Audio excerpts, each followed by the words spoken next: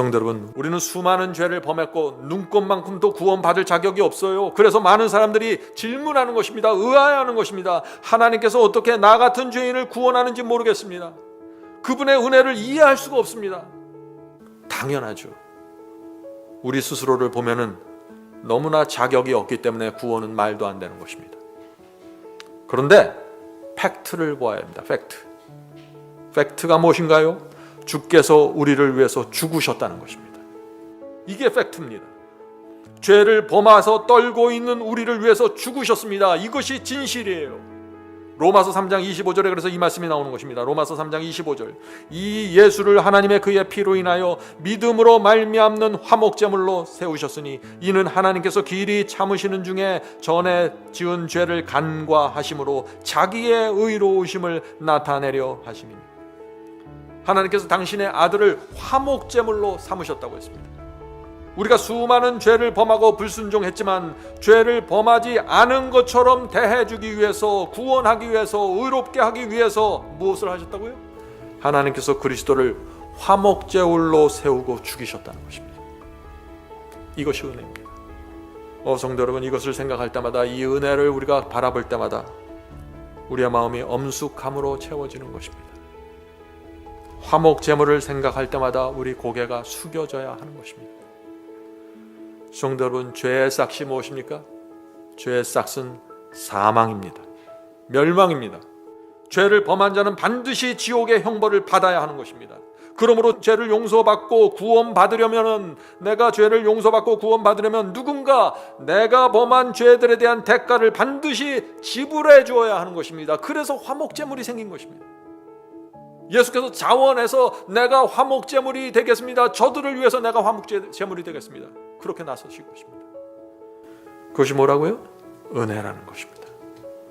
성도 여러분, 주께서 번제단에 올라가 화목제물로 누우신 것입니다. 그것이 은혜입니다. 화목제물은 그래서 죄를 범한 자에게는 너무나 절박한 것입니다. 화목제물이 없으면 단 하나의 죄도 용서받을 수 없는 것입니다. 지옥의 사형을 누구도 피할 수 없는 것입니다.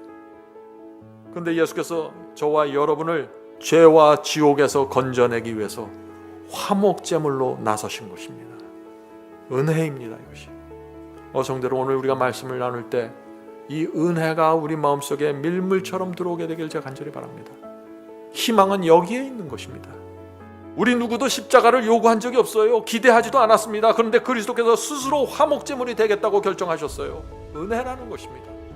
그래서 누구든지 진심으로 죄를 회개하고 용서받으면 구원받을 수 있는 길이 활짝 열리게 된 것입니다. 로마서 5장 6절입니다. 우리가 아직 연약할 때 기약대로 그리스도께서 경건치 않은 자를 위하여 죽으셨도다. 성도 여러분, 그리스도께서 누구를 위해서 죽으셨어요? 경건치 않은 자를 구원하기 위해 죽으셨다고요. 은혜입니다. 그래서 로마서 5장 8절입니다. 우리가 아직 죄인 되었을 때 그리스도께서 우리를 위하여 죽으심으로 하나님께서 우리에 대한 자기의 사랑을 확증하셨느니라.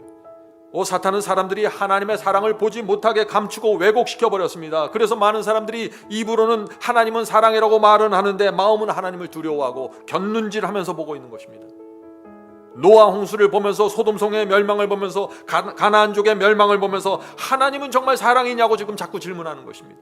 그래서 예수께서 이 땅에 오셔서 하나님의 사랑을 확증하기로 결정하신 것입니다. 인간의 마음속에 있는 모든 불신과 의심을 풀어주기 위해서 말이죠. 그것이 십자가입니다. 내가 너희를 이만큼 사랑한다는 것을 보여주기 위해서 십자가의 죽음을 선택하셨다는 것입니다. 이것이 은혜입니다. 성도 여러분, 우리가 이 사랑을 이해할 수 있을까요? 주님의 사랑은 영원토록 앞으로 남게 될 것입니다. 하늘의 모든 천사들과 존재들이 주님의 사랑을 영원히 기억하게 될 것입니다. 그 벌레보다 못한 피조물을 위해서 바친 하나님과 그리스도의 그 거룩한 죽음과 사랑이 영원토록 하늘의 기념비처럼 새겨지는 것입니다. 그래서 하늘에 죄가 다시 생기지 않는 것입니다. 십자가의 사랑이 죄를 막아버리는 것입니다. 성도 여러분, 주님과 꼭 만나고 싶지 않습니까? 이런 그리스도를 만나지 못하면 그것처럼 억울한 것이 어디 있습니까? 주께서 베푸신 구원을 저는 그래서 놓치고 싶지 않습니다. 이 은혜를 모른 척 할 수 없는 것입니다. 이 세상 쾌락과 즐거움 아무것도 아닙니다. 은혜를 보니까 그런 것입니다. 희망은 은혜에서 나오는 것입니다. 그 은혜를 보면은 이 세상 근심 염려가 사라져 버리는 것입니다. 이런 사랑으로 우리를 구원하기 위해서 지금 온 하늘이 동원되어 있는데 그 앞에서 내가 돈이 없어서 염려를 해요? 이것은 은혜를 모르는 것이죠. 우주에서 가장 강력한 신이 저와 여러분을 위해서 내가 너를 이토록 사랑한다는 증거를 보여주셨는데 두려울 것이 무엇이라는 것입니다. 지금 그래서 진리가 무엇인지 정확하게 알면은 모든 것에서 풀려나고 자유롭게 되는 것입니다. 진리가 우리를 자유롭게 하는 것입니다.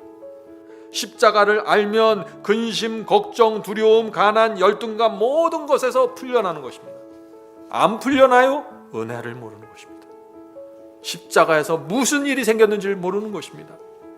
성도 여러분, 우리는 이 바울의 가슴에서 나오는 이 열정이 무엇인지 보아야 하는 것입니다. 바울은 십자가에서 무엇을 보았길래 자기의 모든 것을 바쳤을까요? 바울이 본 그것을 우리도 보면은 가슴에서 치밀어 올라오는 열정을 갖게 된다는 것입니다.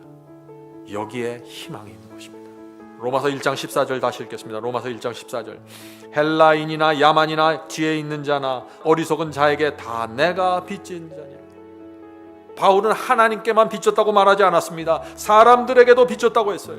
지식이 있는 자나 배우지 못한 자들에 내가 모두 빚을 졌다. 모든 계층의 사람들에게 내가 빚을 졌다고 했습니다. 모든 사람들에게 빚을 졌기 때문에 내가 나 혼자만 이 놀라운 사랑과 은혜를 감추고 나만 부둥켜 안고 살 수 없다고 말하는 것입니다. 그래서 바울이 복음을 전하기 시작한 것입니다. 소아시아와 유럽을 다니기 시작했습니다. 바울이 갖고 있는 동기와 이유는 단 하나였습니다.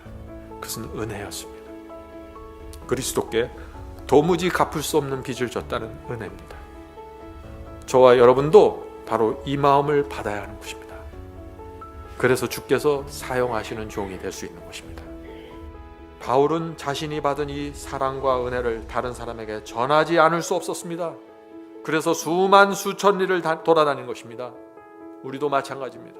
우리가 복음을 전하는 이유가 무엇입니까? 마지막 사명이 유튜브에서 설교하는 이유가 무엇인가요? 여러분이 교회에서 희생하고 봉사하는 이유가 무엇입니까? 어려운 사람들을 도와주는 이유가 무엇입니까? 이 이유가 분명해져야만 신앙이 확고하게 세워지고 바울의 신앙 속으로 들어가 버리는 것입니다. 주의 사랑입니다. 은혜입니다. 우리가 그런 마음으로 은혜에 떠밀려서 은혜의 종이 되어서 주님을 섬기면 놀라운 변화가 생기는 것입니다. 자아가 사라지고 자존심이 사라지고 열등감이 사라지고 높고자 하는 정신 사라지고 경쟁이 사라지고 우울증이 사라지고 다 사라져 버립니다. 성령의 놀라운 능력이 함께하게 되는 것입니다. 바울의 신앙이 우리의 것이 되는 것입니다.